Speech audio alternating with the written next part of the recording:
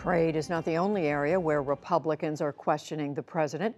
A threat issued from the White House yesterday to possibly revoke security clearances of 6 former national security and intelligence officials set off bipartisan criticism. Nick Schifrin has the story. On Air Force One this evening, a White House spokesperson said the president has begun to, quote, begun the mechanism to revoke the clearances. The half dozen targeted have all been critical of the president. Press Secretary Sarah Sanders, who first announced the threat to revoke yesterday, said the former official's comments on the administration's Russia policy were inappropriate. Today, Speaker of the House Paul Ryan said this about President Trump's motives. I think he's trolling people, honestly.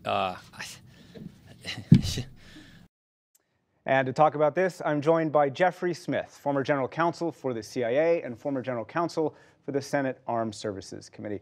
Jeffrey Smith, is it appropriate for the White House, for the president, to revoke or to threaten to revoke former national security officials' clearances?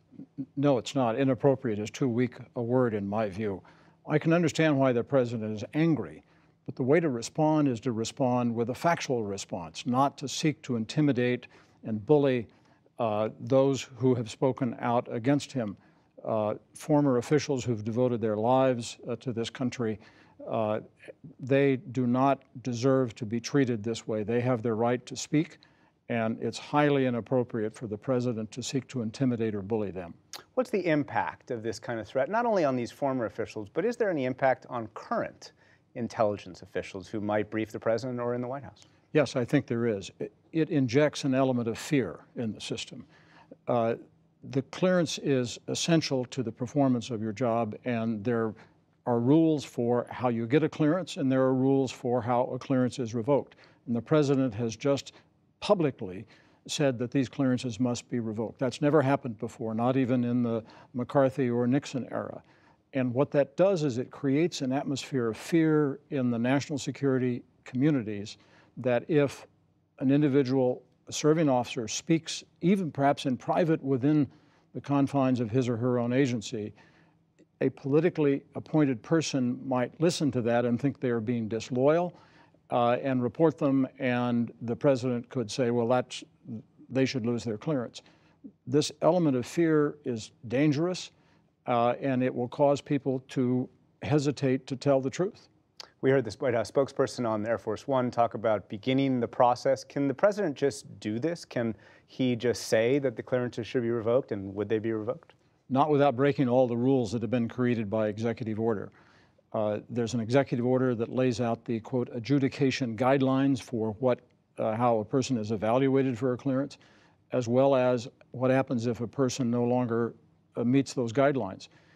The president just simply can't say this person has revoked the clearances.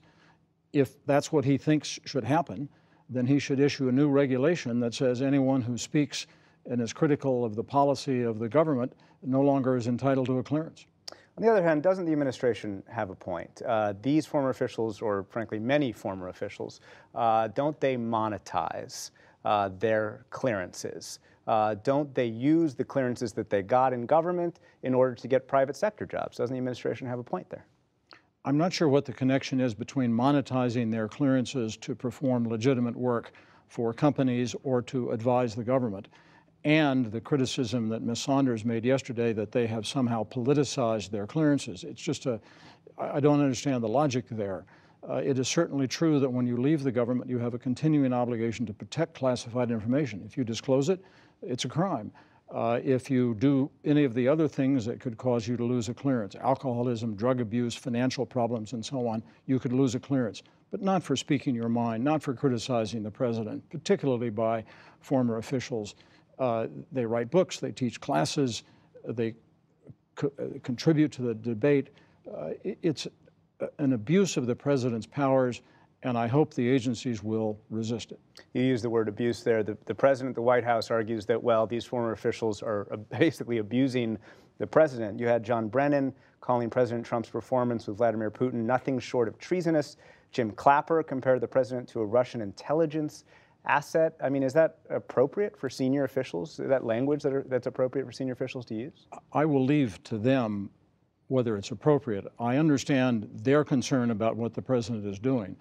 My point simply is that the president's response should not be to seek to revoke their clearances, but he should respond in kind by saying, what you say is not true.